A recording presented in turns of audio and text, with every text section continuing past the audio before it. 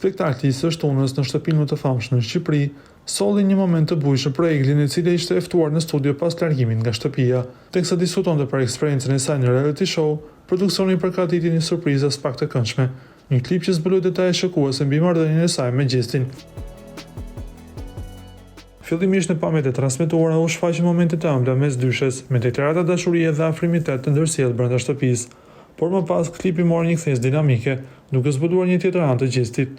Në një rrëfim privat në dhomën e rrëfimit, ai shprehi: "Kur të dal nga këtu do të zhdukem, s'do të më shoh syt, nuk e di se ka para prirë kjo, unë në Prishtinë e kjo në Tiranë, s'mundem me e dasht."